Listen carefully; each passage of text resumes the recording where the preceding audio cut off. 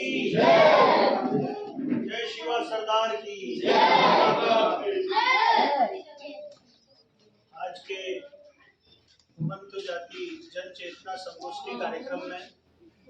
पधारे हुए उमंतु समाज के हमारे भाई और बहनें और वरिष्ठ जन,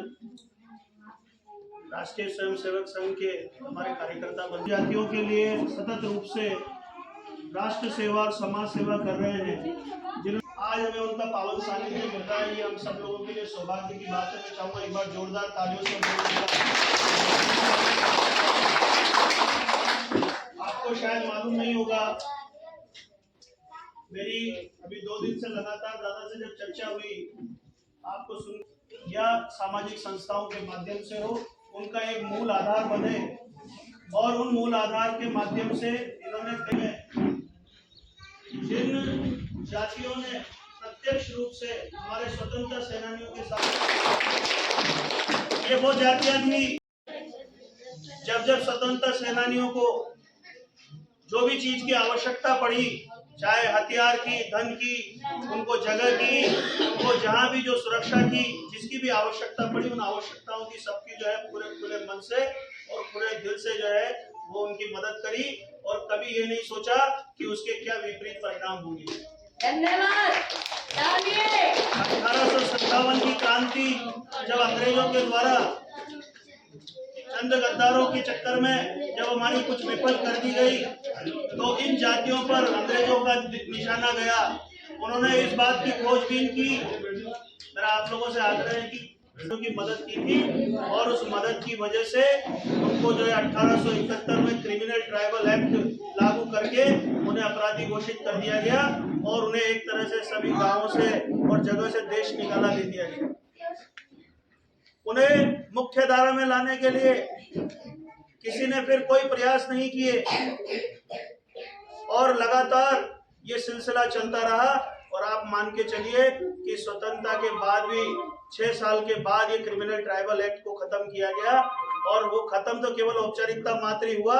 आज भी हमारे भाई बहन उन्हीं गांवों, उन्हीं ढाणियों और उन्हीं शहरों के जो है बाहर बस्तियां बनाकर और फुटपाथ पर और जंगलों में रहने के लिए मजबूर है और वो केवल घूम ही रहे इधर से उधर। उनकी न तो कोई सुध ले रहा है, न उनके रोजगार की, न उनकी शिक्षा की, न उनकी किसी तरह की कोई सुध नहीं ले। धन्यवाद।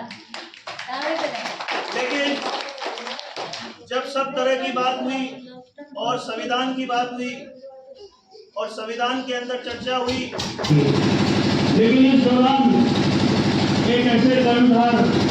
एक ऐसे व्यक्तित्व निकल कर आए जिन्होंने हम लोगों की चिंता की और उमंतु जातियों और इनको बढ़ाने के लिए कार्य किया। इन्होंने जब राष्ट्रीय स्वयंसेवक संघ के अंदर रहकर लगातार इन उमंतु जातियों पर कार्य किया, तो आप देखिए कि देश के एक जगह का भ्रमण करके, पूरे शहरों का भ्रमण करके, पूरी जगह का भ्रमण करके उन 3 सालों के अंदर बिना कोई छुट्टी लिए, बिना कोई जो है लीव लिए वो लगातार भ्रमण करते रहे और उसकी एक पूरी रिपोर्ट तैयार की और उस आधार पर पूरी कि ये जातियों का अलग से हमें चिंता करनी चाहिए और इन जातियों की अगर हमने चिंता नहीं की तो ये देश में हमारी आजादी पर एक नासूर है और इस नासूर को अगर हमें धोना है तो निश्चित रूप से इन जातियों को आगे बढ़ाना पड़ेगा। सभी तरह से शिक्षा में, चिकित्सा में, इनके रोजगार में हमें आगे बढ़ाना पड़ेगा, इनको स्थापित करना पड़ेगा। उसके लिए एक आयोग का गठन हुआ और जब इनके कार्यकलाप को देखा गया तो उन कार्यकलाप को देखकर दादा को उस आयोग की, उस कमीशन की जिम्मेदारी दी गई। फिर कल्याण बोर्ड बना, विकास और कल्याण बोर्ड, जो उमंतु, विमुक्त और अर्ध उमंतु जातियों के लिए, वो भी जो है उसके भी दादा जो है अध्यक्ष रहे। और पहली बार ऐसा हुआ जब ये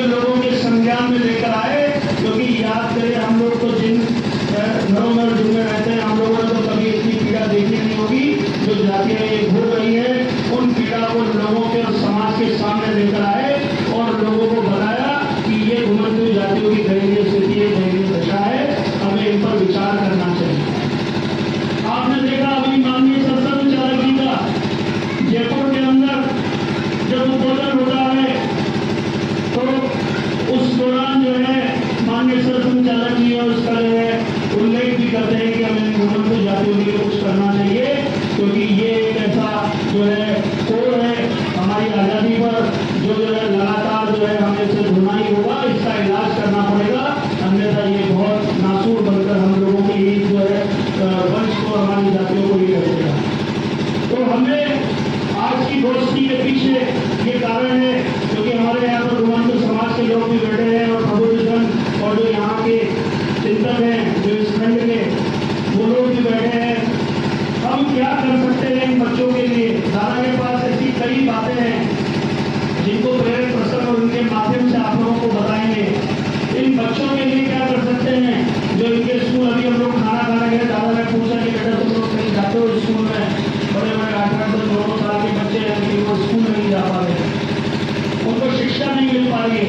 क्योंकि शिक्षा ही एक ऐसा हथियार है जिनके माध्यम से हम समाज को जागृत कर सकते हैं। अगर शिक्षा नहीं तो कुछ नहीं। तो कैसे इन शिक्षा से जोड़ा जा सकता है, कैसे इन्हें अच्छी सुविधाएं दी जा सकती है,